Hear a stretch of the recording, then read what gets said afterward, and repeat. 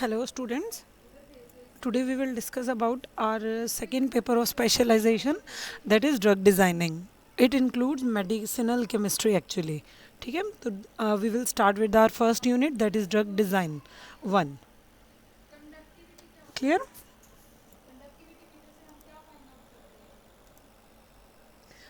It includes the following syllabus, that is classification and discovery of new drugs, history and development of chemotherapeutic agents, therapeutic index, LD50 and ED50, naming of drugs, and then some elementary idea of drug action, that how drugs actually performing their role in our body. ठीक है? And then this includes the receptor role, neurotransmitters, receptors, ion channels and their control, membrane bound enzymes, activation, deactivation of these enzymes, and then designing of agonist and antagonist. Clear? So first we start with history and development of chemotherapeutic agents and then discovery of new drugs.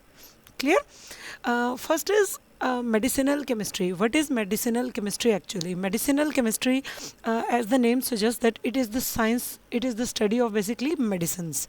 Medicines in general terms, we use medicine term, but actually this is a drug. Clear? Drug, but it is a misnomer. Whenever we talk about drug, we always come up with some negative thoughts that drug is always a bad thing, but drug is not actually always a bad thing. Drug is actually a medicine. Clear? But medicine is a common way to use these drugs, common term. Clear? So medicinal chemistry is the science that deals with the discovery or design of new therapeutic chemicals. These therapeutic chemicals are what? Actually medicines. Therapeutic means जो therapy कर रहे हैं, हमारा treatment कर रहे हैं, जो भी चीज़ का हमें इलाज कर रहे हैं, क्योर कर रहे हैं, तो उस चीज़ को हम जनरल सेंसेस में क्या बोलते हैं? थेरेपी. ठीक है, तो जो थेरेपी के लिए यूज़ होने वाले केमिकल्स हैं, that are known as therapeutic chemicals. इन चीज़ों की डिज़ाइनिंग करना, डिज़ाइनिंग मीन्स कैसे हम इस केमिकल को बना सकते हैं और कैसे इसकी डिस्कवरी हुई और फर्दर हम उस एक मेडिसिन से और नई नई मेडिसिन कैसे डेवलप कर रहे हैं. ठीक है, उन चीज़ों की स्टडी को हम क्या बोलते हैं? Medicinal chemistry. Clear? So medicinal chemistry is what? It is the science that deals with the discovery or designing of new therapeutic chemicals and their development into useful medicines. Clear? Medicinal chemistry अभी कुछ चीज़ों को include करती है कि medicinal chemistry जब भी हम बात करते हैं तो एक्चुअल में हम इसमें क्या क्या चीज़ें स्टडी करते हैं. तो इसमें हम एक्चुअल में स्टडी करते हैं सिंथेसिस ऑफ न्यू कंपाउंड्स. ठीक है, कुछ न्यू कंपाउंड्स जो बन रहे हैं उनका हम सिंथेसिस को स्टडी करते हैं. क्लियर? और सेकंड चीज़ जो इसमें हम स्टडी करते हैं, that is finding the relationship. Relationship किस चीज़ के बीच का? कि जो भी हम केमिकल को एज अ मेडिसिन यूज़ कर रहे हैं, चाहे वो नेचुरली अवेलेबल है या हम उसको सिंथेटिकली प्रिपेयर किया है, उस मेडिसिन का हमारा बायोलॉजिकल रोल क्या है, उसकी बायोलॉजिकल एक्टिविटी क्या है. ठीक है, उन चीज़ों का हम आपस में रिलेशनशिप स्टडी करते हैं. Clear? And third is finding there interaction with receptors. कि जब मान लो हमने कोई मेडिसिन ली, हमारी बॉडी में ड्रग यूज़ किया, तो वो जब मेडिसिन हमारी बॉडी में गई तो वो डिफरेंट हमारे बॉडी में सेल्स हैं, ऑर्गन्स हैं, वहाँ पे एंजाइम्स हैं, कुछ रिसेप्टर्स हैं, मेम्ब्रेन्स हैं, तो वो ड्रग पर्टिकुलर सेल के अंदर, ऑर्गन के अंदर जाती कैसे है. तो सेल के अंदर जब ऑर्गन के अंदर मेडिसिन जा रही है तो उसे किसी तरीके से बाइंड करना है. ठीक है, तो वो बाइंडिंग के टाइम पे जो भी टाइप की वो इंटरेक्शन कर रहा है, तो उन सारी चीज़ों की स्टडी को भी हम क्या बोलते हैं? Medicinal chemistry. ठीक है, नेक्स्ट इसमें क्या है कि अगर मेडिसिन हमारी बॉडी में चली गई तो सबसे पहला तो पार्ट ये है कि मेडिसिन बॉडी में जा कैसे रही है. बॉडी में जाने को हम बोल रहे हैं एब्जॉर्प्शन. बॉडी में हमने मेडिसिन ली, इन्वॉल्व किया. First is absorption, that means how absorption takes place in our body. अगर एब्जॉर्प्शन हो गया, उसके बाद क्या? अभी हमने मान लो माउथ ओरली कोई मेडिसिन ली, तो वो तो हमने माउथ में ली. अभी दैट मीन्स हमने उसका एब्जॉर्प्शन तो कर लिया, एब्जॉर्ब कर लिया, यूज़ कर लिया, इनटेक कर लिया मेडिसिन का. But what after that? अगर वो मेडिसिन सिर्फ एब्जॉर्ब हो गई है, बॉडी में चली गई है, उसके बाद वो डिफरेंट ऑर्गन्स तक भी जानी चाहिए, तो उस चीज़ को हम बोलते हैं ट्रांसपोर्ट. तो मेडिसिन क्या होती है? ट्रांसपोर्ट हो जाती है डिफरेंट ऑर्गन्स तक. इसके अलग अलग पाथ है, वो ब्लड के थ्रू जा सकती है. ठीक है, अलग अलग तरीक़ों से जाती है. अब जब ये तो हो गया ट्रांसपोर्ट. उसके बाद क्या चीज़ है, डिस्ट्रीब्यूशन, कि वो डिफरेंट डिफरेंट पार्ट्स में डिस्ट्रीब्यूट कैसे हो रही है, मतलब उसका कितना पार्ट किसी मेडिसिन का स्टमक में यूज़ हो रहा है, कितना ब्रेन में जाके एक्टिविटी कर रहा है, कितना लीवर में, कितना किडनी में, ठीक है। और उसके बाद क्या चीज़ है, हम जब भी कोई मेडिसिन लेते हैं तो वो एक्सक्रीट आउट भी होती है हमारी बॉडी से। तो अब ऐसा नहीं है कि सोचो अगर हमने कोई मेडिसिन ली, उस मेडिसिन ने अपना एक्शन दिखाया नहीं और तुरंत ही वो एक्सक्रीट आउट हो गई, ठीक है। एक्सक्रीट आउट होने का मतलब है बॉडी से बाहर निकल गई, either in the form of sweat और सम यूरिनेशन के थ्रू बाहर निकल सकती है बॉडी से। तो अब अगर सोचो अगर हमने कोई मेडिसिन ली, वो एज सच ही बाहर निकल गई, तो हमारे को उस मेडिसिन का कोई रिजल्ट नहीं मिलेगा, क्योंकि वो मेडिसिन जैसे ही हमने उसे इनटेक किया that is directly excrete out. But हमें क्या चाहिए कि वो ड्रग अपना एक्शन दिखाए और वो तुरंत से क्या हो जाए, एक्सक्रीट आउट नहीं हो बॉडी में से, ठीक है। तो ड्रग अच्छा एक्सक्रीट आउट तुरंत भी ना हो, फास्ट ना हो उस बॉडी में से एक्सक्रीट आउट। और एक चीज़ और है कि अगर वो मेडिसिन उसी फॉर्म में ही रिलीज़ हो गई जिस फॉर्म में हमने इनटेक किया, मान लो मैंने सोडियम का साल्ट लिया और सोडियम का साल्ट बन के ही जो मेडिसिन है वो रिलीज़ हो गई बॉडी में से, तो उसका भी कोई यूज़ नहीं है, क्योंकि इसका मतलब क्या है, बॉडी में मेडिसिन ने अपना एक्शन दिखाया ही नहीं और वो डायरेक्ट एक्सक्रीट आउट हो गई। तो कहने का मतलब क्या है कि अगर कोई चीज़ यूज़ हो रही है तो डेफिनेटली उसने हमारी सेल्स में क्या है, कोई ना कोई रिएक्शन की है। तो जब रिएक्शन हो गई तो मेडिसिन क्या है, किसी और फॉर्म में चेंज भी हुई होगी, कोई केमिकल बनाया होगा नया, तो उस चीज़ को हम बोलते हैं मेटाबॉलिक ट्रांसफॉर्मेशन। मेटाबॉलिक मीन्स हमारे बॉडी में मेटाबॉलिज्म हो गया। जैसे मैंने बताया था कि हम डाइजेशन करते हैं, मान लो हमने कार्बोहाइड्रेट्स लिए तो वो डाइजेशन हो गया, उसका मेटाबॉलिज्म हुआ, तो वो क्या बन गया, किस फॉर्म में चेंज हो गया, ग्लूकोज में। सिमिलरली मेडिसिन भी हम जिस फॉर्म में इंटेक कर रहे हैं तो वो भी किसी और फॉर्म में चेंज हो जाती है after absorption, distribution and transportation. अपना एक्शन दिखाने के बाद उसे एक्सक्रीट आउट होना है, but in other forms, in the form of, वहाँ क्या रिएक्शन हो रही है, some metabolic transformations are going there in the body, ठीक है, and that results into some new chemical formation. Clear? So medicinal chemistry deals with the study of metabolic transformation of these chemicals, these medicines into some other chemicals. Clear? तो medicinal chemistry basically हम सारा इसमें drugs का study करते हैं, medicine का study करते हैं, कैसे ये हमारी बॉडी में जा रही है, बॉडी में जा रही है तो कैसे ये डिफरेंट डिफरेंट ऑर्गन्स तक पहुंच रही है, कैसे ये एक्सक्रीट आउट हो रही है, किस फॉर्म में एक्सक्रीट आउट हो रही है, और अगर ये किसी ऑर्गन में जा रही है तो ये कैसे उस ऑर्गन के साथ बाइंड कर रही है। क्लियर? उसके बाद है, अगर हम इसकी हिस्ट्री की बात करें तो medicinal chemistry has been practice for several thousand years ago. हम इसे बहुत ही सालों से हमें मेडिसिनल केमिस्ट्री के बारे में पता है। आज हम मेडिसिन की फॉर्म में ले रहे हैं, एक्चुअली में there are different forms of medicinal chemistry, जैसे एलोपैथी है, आयुर्वेदा है, एलोपैथी है, तो डिफरेंट डिफरेंट है ना, होम्योपैथी है, डिफरेंट टाइप के हम मेडिसिन यूज़ करते हैं।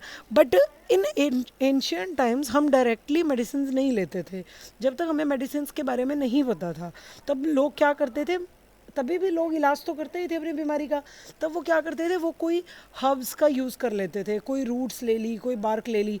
जैसे आज भी अगर हम अपने old age grandfather grand mother से बात करें तो वो हमारे को कोई ना कोई किसी चीज़ का देसी इलाज बता देते हैं कि जैसे ये इतनी चीज़ पीस के ले लो, कोई अदरक खा लो, ठीक है ना। जैसे कई बार क्या होता है, मुलेठी चूस लो, कोई सांस की तकलीफ़ हो रही है या फिर कोई गला ख़राब है, तो एक्चुअल में वो चीज़ें क्या है, या तो वो किसी प्लांट की रूट है या वो कोई हर्ब है, जैसे तुलसी इज़ ए हर्ब, ठीक है, या किसी चीज़ की वो बाक है। समझ आ गया? तो इस चीज़ का क्या मतलब है कि हम जो ह्यूमंस हैं वो बहुत लंबे टाइम से बीमारियों का इलाज करने के लिए प्लांट प्रोडक्ट्स पे डिपेंडेंट थे। वो पहले भी इलाज करते थे बट उस टाइम पे उन्हें पता नहीं था कि ये क्या है, मेडिसिन जैसी कोई चीज़ के बारे में नहीं पता था। They all dependent upon some natural products. Clear? अभी क्या है, हमें मेडिसिन वो एक्चुअल में नेचुरल सोर्सेज तो यूज़ कर रहे थे, बट आज से 100 या 150 साल पहले की अगर हम बात करें तो उन्हें एक्चुअल में कोई नॉलेज नहीं थी कि उस पर्टिकुलर रूट का या बार्क का या हर्ब्स का वहाँ पे एक्टिव पार्ट कौन सा है जो एक्चुअली रिएक्शन कर रहा है, ठीक है, मतलब कि कौन सा पार्ट है, जैसे हम अदरक ले रहे हैं, मान लो हमारा गला ख़राब है और हमारे को कह दिया अदरक और शहद मिला के हम पी लें।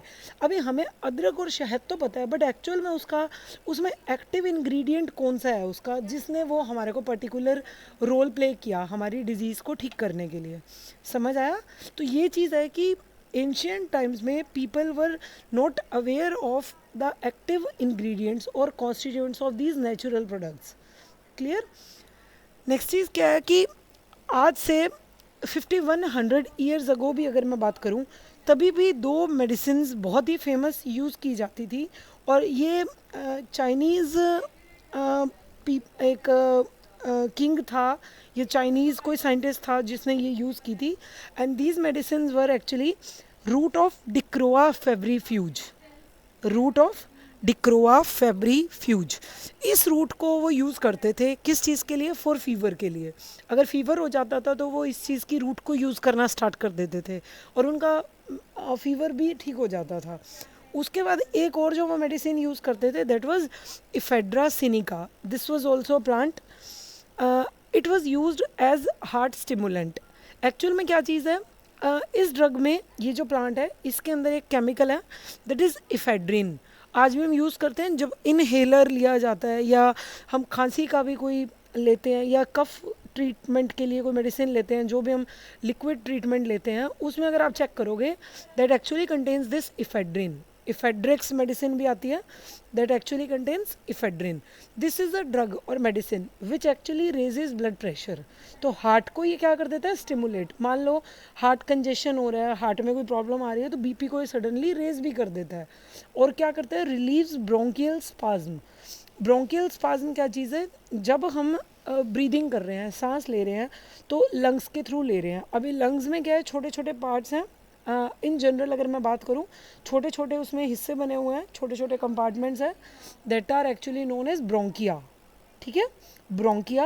और उनके अंदर अगर कोई अड़चन आ जाए, कोई कंस्ट्रिक्शन आ जाए किसी टाइप का, तो उसको हम बोलते हैं ब्रोंकियल स्पाज्म।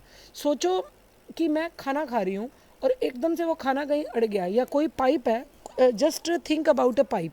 हमने एक पाइप ली जिसमें से वाटर फ्लो कर रहा था, अगर मान लो उसके अंदर कोई डर्ट फंस गई, कोई कागज़ अड़ गया या कोई भी पॉलीथीन अड़ गया, तो अब क्या है, वो वाटर उसके अंदर से इजीली फ्लो नहीं हो पाएगा। दैट मीन्स उसके अंदर क्या आ गया? एक कंस्ट्रिक्शन आ गई, बैरियर आ गया। उसी तरीके से हमारे ब्रोंकिया में जब हम लंग्स ब्रीदिंग कर रहे हैं, तो वहाँ पे क्या है, हमारे रेस्पिरेशन के टाइम पे कुछ कंस्ट्रिक्शन क्रिएट हो जाता है, that is known as bronchial spasm, जिसकी वजह से हमारे को ब्रीदिंग इशू हो जाते हैं, हम इजीली सांस नहीं ले पाते। तो उस चीज़ को रिलीव करने के लिए इफेड्रिन यूज़ होती है। This is a common drug use for relieving bronchial spasms. ठीक है, और एक चीज़ आप नोट कर रहे होगे, यहाँ पे हमने सब नॉर्मल लेटर्स में लिखा है, but these two are used in italic form. Italic जो साइंटिफिक हम नॉमेनक्लेचर यूज़ करते हैं, that is always in italic form. ठीक है, तो ये आप जब कॉमनली भी लिखोगे तो आप इन्हें रनिंग लेटर्स में नहीं लिखोगे, these are used in this italic forms. Clear है? और you can underline these scientific names. समझ आ गया? तो these two medicine were anciently used, and after that in 3rd century Theophrastus was a person who mentioned opium poppy juice. Opium was again a plant. poppy जिसे हम बोलते हैं खसखस use की जाती है सर्दियों में, खांसी जुकाम वगैरह हो या पेन रिलीवर के लिए हम इसे यूज़ करते हैं। तो इसका यूज़ 3rd century से हो रहा है एज एन एनाल्जेसिक। खसखस आपने सुना होगा, that was actually opium seeds, opium. ठीक है, अफीम। Opium poppy juice as analgesic इसे यूज़ किया जाता था 3rd century में भी। तो ओपियम व्हाट एक्चुअली कंटेन्स, ठीक है, ओपियम पॉपी में क्या होता है एक्चुअल में this contains 2 type of alkaloids. First is morphine and other is codeine. Alkaloids क्या है? Alkaloids एक्चुअल में प्लांट के प्रोडक्ट्स हैं, these are natural products. ठीक है, morphine and codeine. Morphine was used as analgesic. Analgesics means pain reliever, and codeine was used as cough suppressant. अगर खांसी ज़्यादा हो रही है, कफ बन रहा है, तो उसको सप्रेस करने के लिए हम क्या यूज़ करते हैं? ओपियम सीड्स का यूज़ किया जाता है। Clear? So next topic we will discuss in our next lecture. Thank you.